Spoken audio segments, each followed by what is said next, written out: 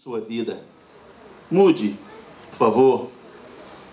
É você vencer a dúvida e se dispor a buscar o milagre. Quando é que o milagre acontece?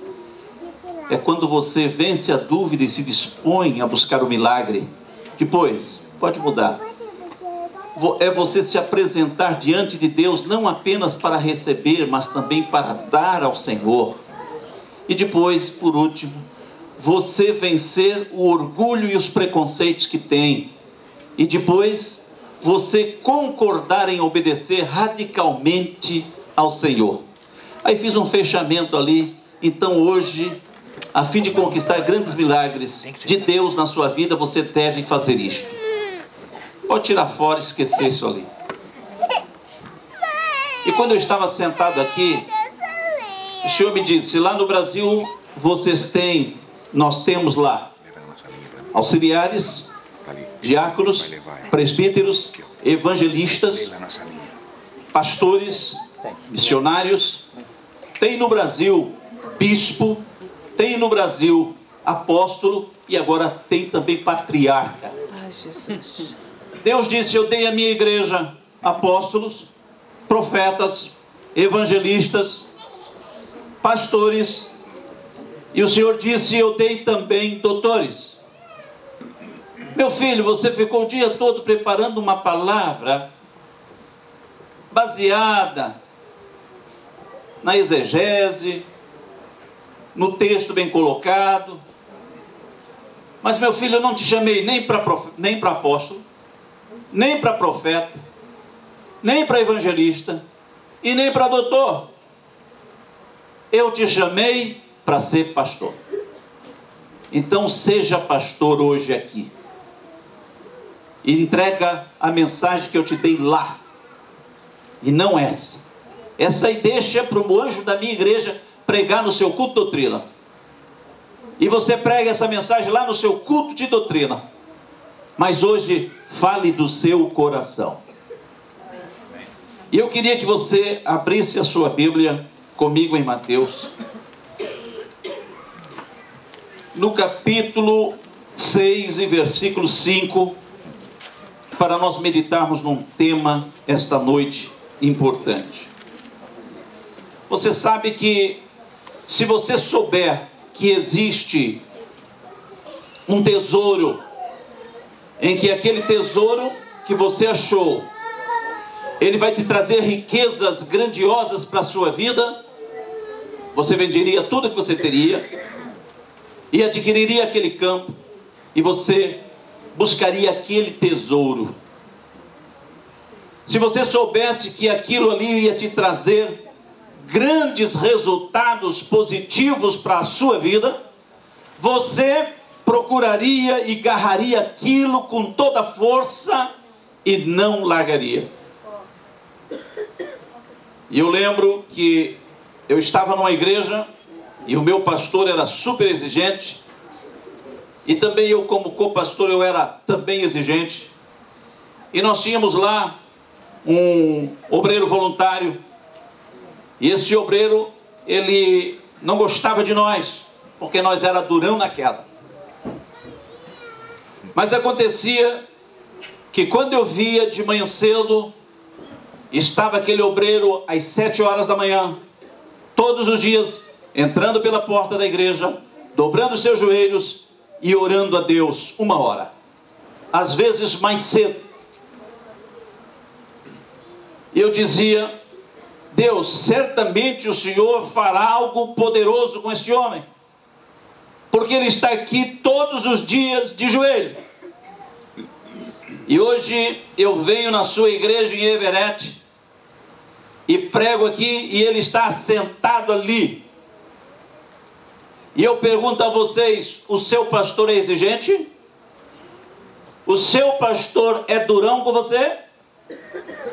Pois bem, meu amado irmão, quando a gente não é pastor, quando eu era vice-presidente, que vinha algumas coisas para mim, eu dizia, tudo bem, tranquilo, eu vou falar com o pastor. Pastor Antônio bem disse, Josué, você é o vice-presidente, toda a igreja te aplaude e te quer bem. Quando você for presidente, vocês orarem, Não seja como os hipócritas, eles gostam de orar de pé nas sinagogas e nas esquinas das ruas para serem vistos pelos outros. Eu afirmo a vocês que isto é verdade, eles já receberam a sua recompensa. Mas você, quando orar, vá para o seu quarto, feche a porta e ore a seu pai, que não pode ser visto. E o seu pai, que vê o que você faz em segredo, lhe dará a recompensa. Eu estava olhando, como provavelmente você já ouviu essa declaração, dizendo assim, que a oração, ela faz a diferença, a oração muda as coisas. Mas você pode ter pensado, pastor, mas o que mesmo esta oração muda? O que a oração muda? Primeiro, meu irmão, a oração muda a pessoa que está orando. Quando você conseguir chegar no momento de estar em oração, você vai ver que quanto mais próximo de Deus você chegar, a oração vai mudando completamente a sua vida. Você fica tão espiritual, você fica tão apegado às coisas de Deus, que você quer estar louvando, orando e buscando a presença de Deus. Daí então, a oração muda a pessoa. Eu pregava nas igrejas, e eu pregava eloquentemente, durante 45 minutos, se a igreja desse glória a Deus, Deus, se não desse, eu pregava meus 45 minutos eloquentemente. Mas um dia eu fui trabalhar em São Bento do Sul, meu pai era pastor lá, e eu preguei extremamente eloquente em algumas reuniões, e eu ficava triste porque os alemães não davam glória a Deus. E eu disse ao meu pai, pai, eu acho que tem pecado embaixo desses bancos, porque esse povo não dá glória a Deus, esse povo não ora. Eu me suei toda a camisa, pastor Hamilton Mota suou todo lá para pregar, e esse povo não dá glória a Deus. Meu pai disse, meu filho, este povo só dá glória a Deus quando o Espírito de Deus toca no coração deles. Não é igual o povo do litoral, que ele dá glória a Deus e ele anima o pregador. Mas aqui, os alemães são diferentes. E um dia eu fui imitar o pastor Antônio Ismael. E o pastor Antônio Ismael tinha um vozeirão muito lindo. E ele começou a pregar sobre Davi, que pegou uma pedra e atirou no gigante. E quando ia acertar a testa do gigante, ele batia com o pé e o gigante caía. E eu fui imitar ele. E eu atirei a pedra, e a pedra bateu antes e o gigante não caiu. E eu ouvi uma voz de Deus que me disse assim, meu filho, seja você mesmo. E eu comecei a orar a Deus. Daí eu notei a diferença do que é, ou do que é ser alguém que ora e alguém que não ora. Quando você ora, Deus te revela, Deus te usa em profecia, Deus te dá revelações na palavra, Deus faz mistérios na sua vida. E aquilo foi tão interessante que eu comecei a mudar. Comecei a orar e a oração muda a pessoa que está orando. Primeiro, se você está orando, a oração mudará você. Depois, só uma vida de intimidade com Deus o fará poderoso e abençoado na mão de Deus.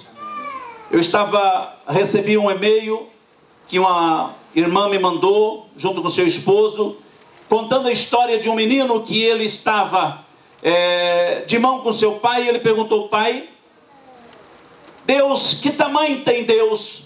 E o pai disse a ela, àquela criança, olha aquele avião que está passando lá. Ele olhou o avião longe, que tamanho tem aquele avião? E aquele menino disse assim, é pequeno. Então o pai pegou ele pela mão e trouxe ele até o aeroporto, o avião aterrissou, e ele disse, que tamanho tem esse avião? Ele disse, é grande, meu pai. Ele disse, o tamanho de Deus vai depender da distância que você está dele. Se você estiver longe de Deus, você terá um Deus pequenininho. Mas se você estiver perto de Deus, o seu Deus é poderoso, é grande e Ele pode te ajudar em todos os momentos da sua vida.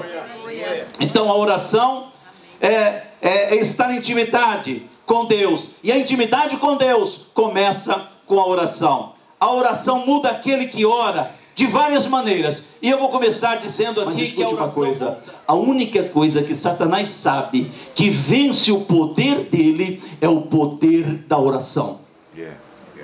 Você já viu casais orar junto? É difícil, mesmo obreiros, a esposa ora num horário, o marido ora no outro, os dois orar junto é muito difícil. Mas por quê? Porque Satanás sabe que se dois na terra concordarem acerca de qualquer coisa que pedirem, crendo segundo a vontade de Deus, Deus fará. Então, a maioria dos problemas nossos, eu e minha esposa oramos juntos. E tem um segredo muito grande, e eu aprendi com uma pessoa simples, quando ele disse: pastor, quem sou eu para lhe dizer alguma coisa? Mas pastor, acontece o seguinte, olha, quando eu estava numa grande tribulação, eu orei 7 dias. Eu orei todos os dias até meio-dia e jejuava até meio-dia.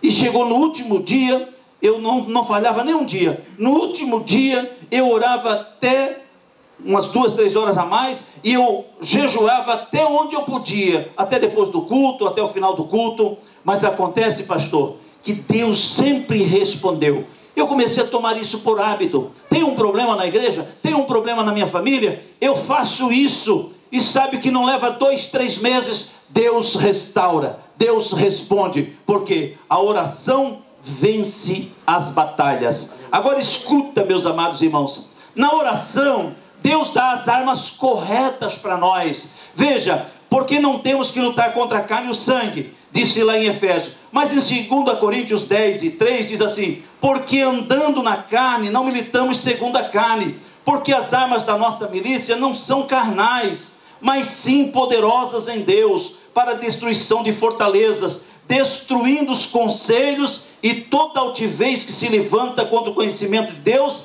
levando cativo todo entendimento à obediência a Cristo. Então veja, perceba que as nossas armas não são deste mundo. E aqui no texto diz que essas armas, elas são poderosas para destruir fortalezas. Para destruir, diz o texto aqui, toda altivez que se levanta contra o conhecimento de Deus. Então, esta oração é como uma arma, aleluia, que ela é uma fortaleza. E as fortalezas que são aparentemente altas, elas caem diante da oração. Aleluia. Eu estava em casa, talvez o meu filho lembre, ele tinha uns 12 anos, 11, 12 anos, quando alguém tocou a campainha e disse assim: o senhor, por favor, vai lá no hospital orar pela minha sogra, que ela está passando muito mal. E eu cheguei naquele hospital e convidei o Rodrigo: vamos, Rodrigo. E o Rodrigo foi comigo, entramos no hospital, lá na emergência. Quando eu cheguei com a Bíblia, o moço disse: o senhor que veio orar pela minha mãe? Eu disse: sou eu. Então me acompanhe. Cheguei lá e encontrei uma mulher amarrada na cama. Ela estava amarrada com lençóis, e aquela mulher queria arrancar, e ela gritava, e ela ansiava, e ela dizia: ai, ai que calor, e gritava, e chorava, e dizia: ai, ai, me tira daqui, ai, eu estou pegando fogo, me tira daqui. E eu fiquei olhando aquela cena, fiquei sem palavra, não sabia o que fazer. Era um pastor auxiliar novo, não tinha tido aquela experiência, mas me lembrei desse versículo aqui, que a nossa luta não é contra a carne, mas é contra as hostes espirituais. Aquela mulher estava amarrada ali, e eu sentei na beirada da cama e segurei na mão dela assim, ó, e comecei a cantar: há um lar muito feliz lá no céu, onde os servos do Senhor irão habitar. Aquele corinho lindo. Comecei a cantar, e fui cantando, e ela se batia cada vez mais, se batia, e eu comecei a cantar, ela foi se acalmando, parou, e eu comecei a falar de Jesus para ela. Perguntei se ela queria aceitar Jesus, ela disse: quero. Orei por ela, desamarraram ela, ela sentou na cama e conversou até as 9 da manhã com seus filhos. E às 9 da manhã ela fez assim para os seus filhos e partiu para a eternidade. Aleluia. Eu estava no culto na quinta-feira, na igreja de Florianópolis, e aqueles 2 moços estavam lá em pé. Quando terminou o culto, eles vieram: o senhor podia ir lá fazer o sepultamento da nossa mãe amanhã? Eu disse: vocês é que sabem, não era o padre que ia fazer? Mas nós queríamos que o senhor fosse lá cantar uns hinos. O senhor não podia ir lá cantar essa noite uns hinos para nós? Eu disse: tá bom. Convidei um pastor, meu amigo, e fomos lá, cantamos até meia-noite. No outro dia, 8:45, eu estava lá para fazer o sepultamento